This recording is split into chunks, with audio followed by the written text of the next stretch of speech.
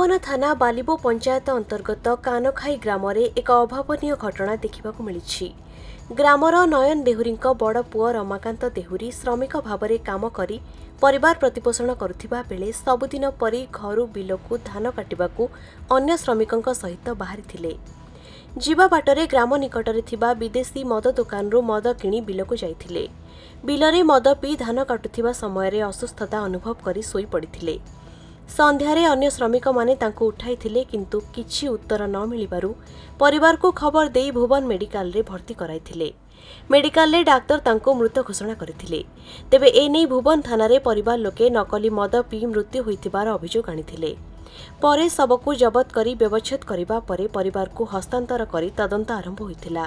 किंतु परिवार लोके और ग्रामवासी अनंतपुर बालिबो मुख्य रास्तारे थिबा विदेशी मद दुकान निकटरे सबको रखी परिवार को क्षतिपूरण सहित ग्राम निकटरू विदेशी मद दुकान को उच्छेद पाई दाबी करिसंती।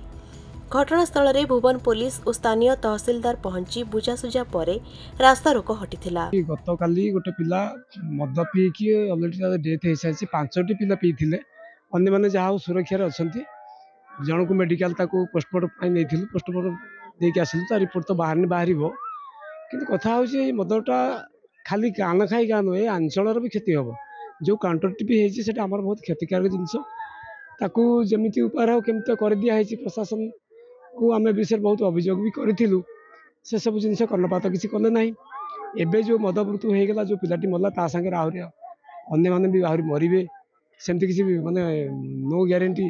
तेणु यही जिनसा कि तुरंत बंद हम से प्रशासन ए बाबद टे सचेतन रहू।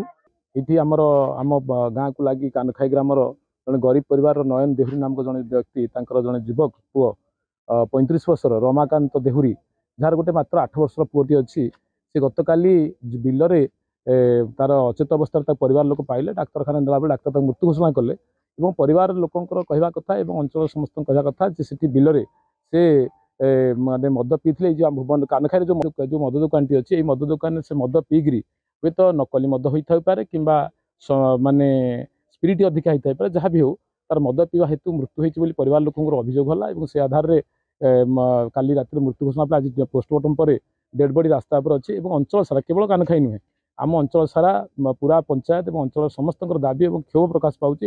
ये मद दुकान है अनेक अप्रीतिकर घटना घटवे लगी अनेक एक्सीडेंट हो चोरी डकायत राहाजानी बढ़ी आज जन युवक देह त्याग कला। ये परिस्थिति आम दाबी रोचे एटू ये अंचल मद दुकान टी उठू। ढेंकानालू हरिकृष्ण राउत का रिपोर्ट खबर ओडिशा।